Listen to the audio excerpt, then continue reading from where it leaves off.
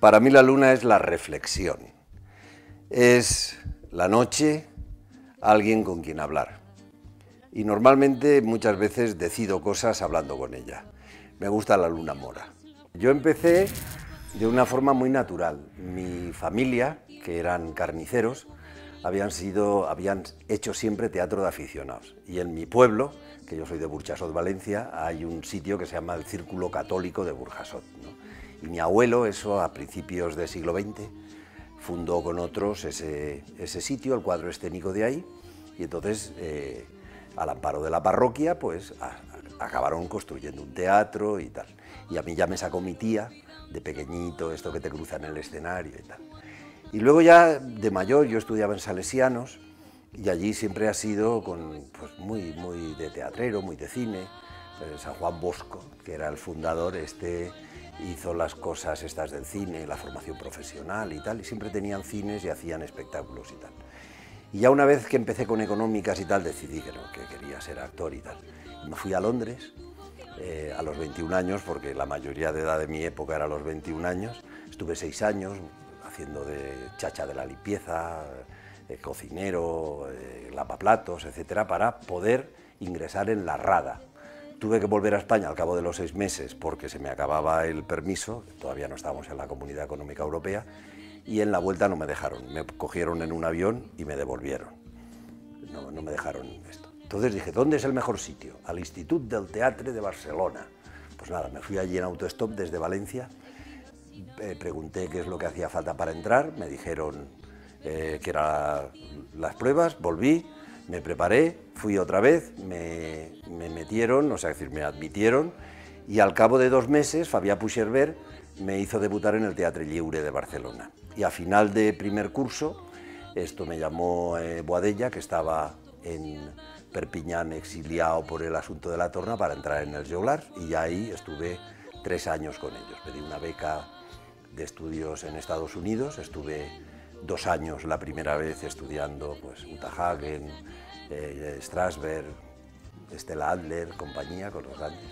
Todavía vivían. Murió Lee Strasberg estando yo en Nueva York. Volví a España, volví a pedir otra beca y luego ya vine, empecé con el cine y con todo. Y bueno, pues eso ha sido más o menos lo que es el inicio, la formación y tal. Y yo, para mí, mis 2 grandes influencias interpretativas son la comedia del arte y el método, que son antagónicas en cierta manera, ¿no? Pero luego, con los años, te vas dando cuenta de que el arte verdadero, cuando es verdad, lo puedes atacar por cualquier manera. Yo, al empezar primero con Boadella, porque para mí fue un gran maestro, yo he hecho 3 espectáculos con él en una época que él estaba con una potencia, el tío impresionante, hice M7 Catalonia, Letius y Gabinete Lieberman. Entonces él venía del mimo, comedia del arte y tal.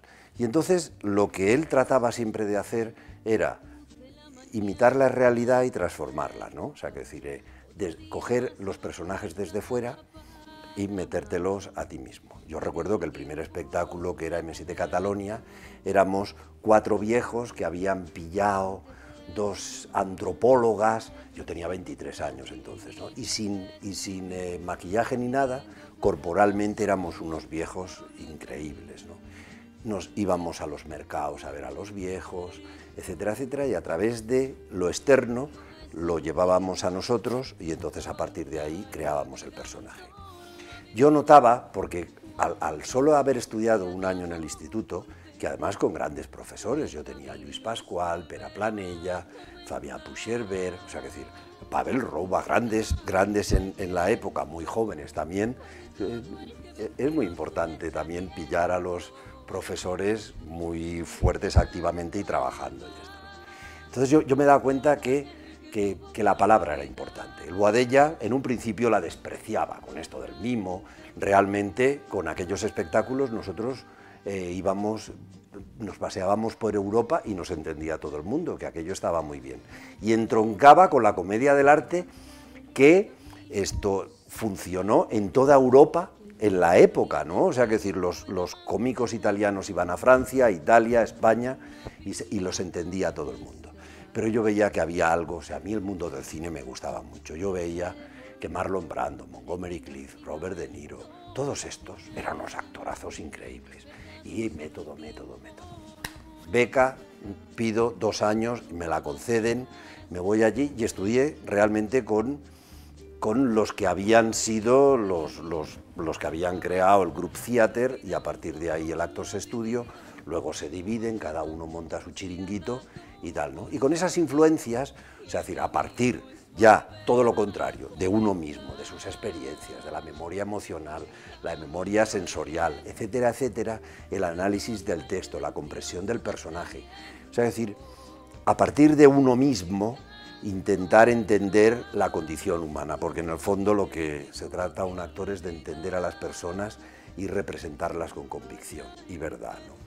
Entonces, siempre yo he estado moviéndome en los 2 puntos, ¿no? O sea, es decir, porque yo creo que cada personaje tiene un método determinado, no los puedes hacer todos de la misma manera, ¿no? O sea, es decir, tienes que divertirte con ellos y tienes que tratar de encontrar lo mejor de ellos de la manera que a ti te interese más, ¿no? A las señoras les gustaba, a la gente le gustaba muchísimo porque le daba una calidad humana diferente, o sea, es decir, no iba a hacer el arquetipo, yo hacía un personaje con todas sus contradicciones y entonces todo el mundo lo admitió muy bien y era un personaje que realmente hacía cosas realmente detestables, ¿no?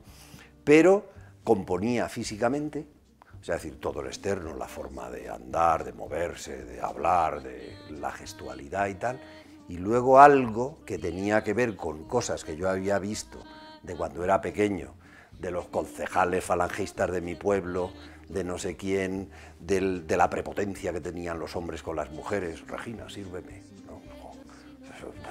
¿no? Estas cosas, ¿no? De tratar a la gente como chusma, esa prepotencia y tal, ¿no? O sea, es decir, todas estas cosas se pueden unir muy bien con las 2 técnicas de interpretación. Parece ser que lo que vale es lo que tiene éxito, no lo que es bueno. Y entonces ahí hay una confusión muy grande con respecto a los valores, que ya no hay valores, y con respecto a la ética de algo determinado, a la ética de nuestro trabajo, de lo que queremos mostrar con nuestro trabajo y a lo que queremos pretender con nuestro trabajo, ¿no? Y me parece que es terrible el éxito, ¿no? Y entonces yo creo que de la manera también ocurre algo con la sociedad, ¿no? O sea, que se ha perdido, pues eso, los valores, lo que pretendíamos en un momento determinado, cuando yo empecé con el teatro independiente, tratar de cambiar el teatro porque pretendíamos transformar la sociedad, pero para bien, ¿no? No para enriquecernos, ni para comprarnos un coche estupendo, ni tener posesiones, etcétera, etcétera, ¿no? Sino para hacer una sociedad mejor, para mostrar personajes en los cuales el público se pudiera reflejar, los que no llegan y los que llegan, para ser un poquito mejores, y eso es lo que creo que se está perdiendo demasiado, ¿no? Bueno, queridos amigos de la cara oculta de la luna, aquí me he mostrado de la mejor manera posible. Espero que sigáis viendo este programa que claramente es un programa que debéis ver, aconsejar y potenciar para que se vea esto por lo menos en la primera, en la segunda, en la tercera y en las televisiones, programas que valgan la pena.